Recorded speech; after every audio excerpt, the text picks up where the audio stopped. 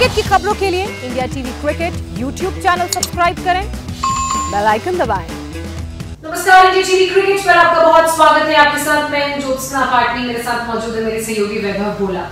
अब खबर यह है कि इंग्लैंड ने अपनी धमाकेदार पारी से 3 मैचों की ये श्रृंखला फिलहाल 1-1 से बराबर कर रही है और अब इंतजार कीजिए आप रविवार का, जब आपको एक और बहुत ही इंटरेस्टिंग और डिसाइडिंग मैच देखने को मिलेगा।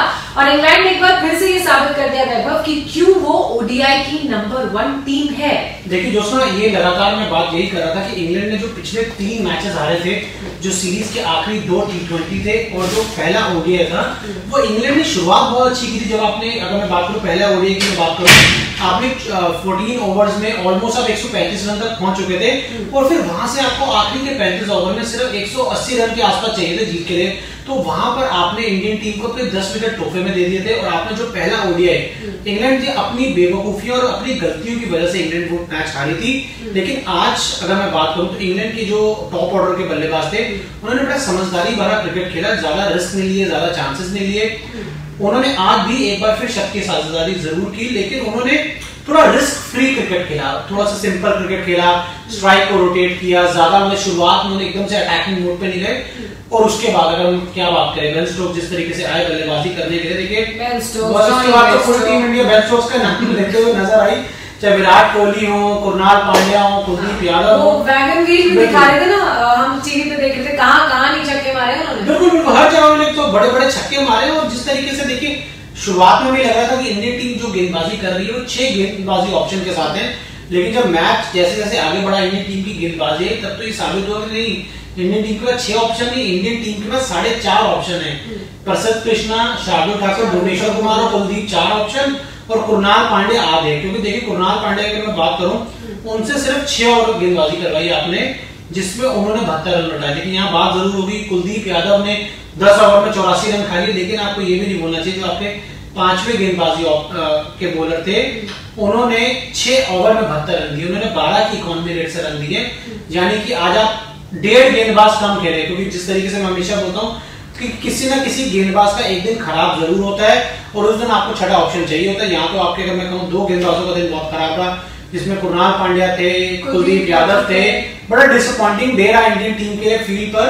और थोड़े से डिसीजन की भी मैं बात करूं, थोड़े डिसीजन भी देखिए रनआउट के जो बात करूं, कुलदीप ने बड़ा शानदार थ्रो मारा। जो रनआउट का जो था वो बहुत क्लियर हो रहा था, जब हमने देखा अंपायर ने भी पता नहीं मतलब किस बेस पे उसको नॉट आउट दिया, कि जो बैट था, जब वहां पे रेड लाइट जल गई उसकी विकेट की, तो जो बैट था वो क्रीज के अंदर नहीं आता। ये कहा जाता है कि जब तक अगर बैट का कोई हिस्सा विकेट जो लाइन को क्रॉस नहीं करेगा तो वो बल्लेबाज आउट है, तो वो आउट माना जाएगा। अगर आपका जो लाइन क्रॉस नहीं करे, तो लाइन तो बिल्कुल भी क्रॉस नहीं किया था, वो जो दिख रहा था क्लियर की पीछे, तो आपने उस दौरान बल्लेबाज को रनआउट भी नहीं दिया। तो वहां से इंडियन टीम की जो परेशानी थी वो और ज्यादा बढ़ गई। तो विकेट गिरना बहुत, और विराट कोहली उसके बाद आकर अंपायर्स को, नितिन मेमन जिनके साथ काफी आजकल उनकी बातचीत चल रही है पिछले 2 महीने से, उनको समझा रहे थे कि नितिन नहीं, अच्छा ये बहुत जरूरी भी है वैभव, ये सिर्फ ये वाला मैच नहीं, पिछले मैचेस देखिए, वो एक कैच था, उसके बाद सूर्य कुमार यादव के साथ,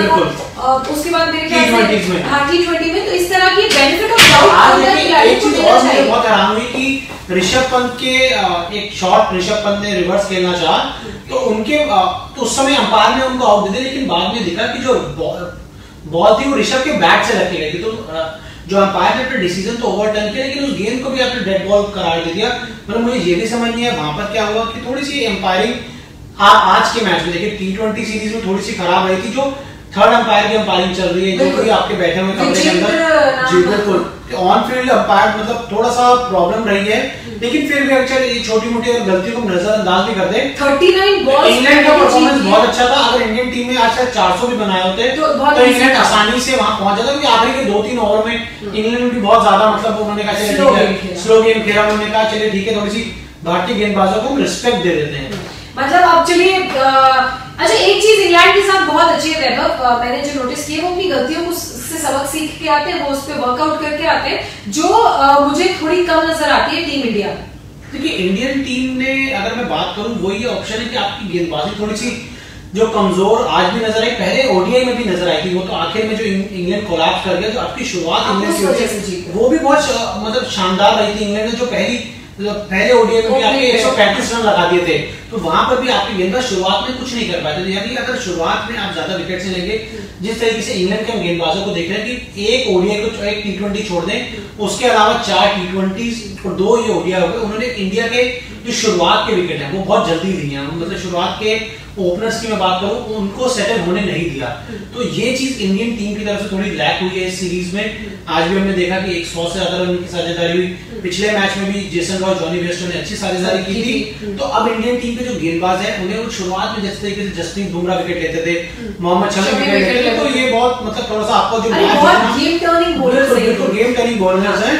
तो ऑल इन ऑल आज का मैच हम हार गए। अब उम्मीद ये करते हैं कि जब हम संडे को मिलेंगे तो अच्छी बातें होंगी और उस दिन इंडियन टीम ये मुकाबला दूसरा जरूर जीतेगी। ये हमारी उम्मीद कम से कम है। अच्छा, खत्म करने से मेरा पहले एक सवाल और है आपसे, क्योंकि अब हम इस पड़ाव पे पहुंच गए हैं कि अगले मैच की बात करें। एक्साइटिंग सीरीज, बहुत ज्यादा एक्साइटिंग फाइनल देखने को मिलेगा आपको। लेकिन क्या सेम प्लेइंग 11 के साथ टीम इंडिया उतरेगी या आप नीचे के क्रम में बदलाव? नीचे के क्रम में बदलाव तो कुलदीप यादव मान के चलिए। आपको लग रहा है तीसरा मौका नहीं मिलेगा? अगला मैचअप कुलदीप यादव को इंडियन टीम नहीं खिलाएगी। मतलब आज थोड़ी सी देखिए आउट ऑफ फॉर्म नजर आए।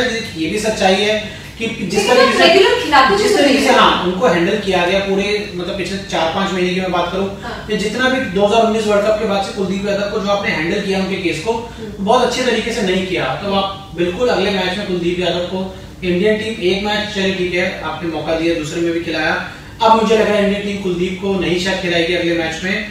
अब इंडियन टीम शायद जुवेल चहल के बाद के पास दोबारा जाएगी, लेकिन आपको ये भी देखना है कि क्या कुणाल पांड्या आपके 10 ओवर गेंदबाजी कर सकते हैं। आपको ये भी देखना है हार्दिक पांड्या गेंदबाजी करेंगे कि नहीं। बहुत सारी चीजें हैं दोस्तों। चलिए, बहुत सारी चीजें हैं। और क्या प्लेइंग 11 में कोई पंकज कुमार कह रहे हैं कि पहले 12 ओवर्स में ब्रेक थ्रू नहीं मिला, जिसकी वजह से मोमेंटम नहीं बन पाया। बिल्कुल हमने बात की पंकज जी कि इंडियन टीम की प्रॉब्लम रही है गेंदबाजों की पिछले 2 ओडीआई में स्पेशली बात करूं कि शुरुआत में आप इंडियन के जो ओपनर्स हैं उनको जल्दी आउट नहीं कर रहे। अगर ओपनर्स एक बार 100-125 रन बना देते तो फिर मिडिल ऑर्डर के जो बल्लेबाज आते हैं उनके लिए जो गेम को आगे लेके जाना, जीत दिलाना टीम को बहुत आसान हो जाता है।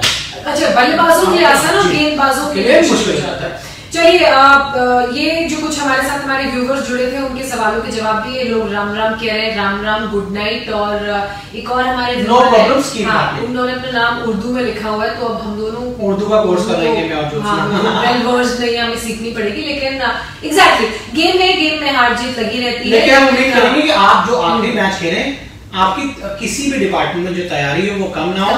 आपके जो हर एरियाज हैं वो अच्छे से काम करें और आप जरूर उस मैच को जीतें। हालांकि काम करने में थोड़ा वक्त लगता है, आप 1 दिन या 2 दिन में बदलाव की उम्मीद नहीं कर सकते, लेकिन कम से कम कोशिश तो हो। जी बिल्कुल, है ना। चलिए, इसी नोट के साथ हम अपने कार्यक्रम को, हमारी ये जो चैट थी छोटी सी आपके साथ, यही वाइंड अप कर रहे हैं। अब आपसे कल तो मुलाकात करेंगे ही। वैभव, आप नहीं करें शायद होना चाहिए। अगर वैभव ऑफिस आए मैं मॉर्निंग शिफ्ट में, वैभव ऑफिस आए तो वो कल आपसे मुलाकात करेंगे। और परसों तो खैर हम मिल ही रहे, क्योंकि परसों है वी डे, यानी कि बिग फिनाले मैच का दिन। और इसी के साथ इंग्लैंड का ये दौरा भी यही होगा समाप्त, और फिर इंतजार होगा आईपीएल का। और परेश व्यास जी को नमस्कार। नमस्कार परेश व्यास, अगली बातचीत हम बाद में करेंगे। Good night everybody.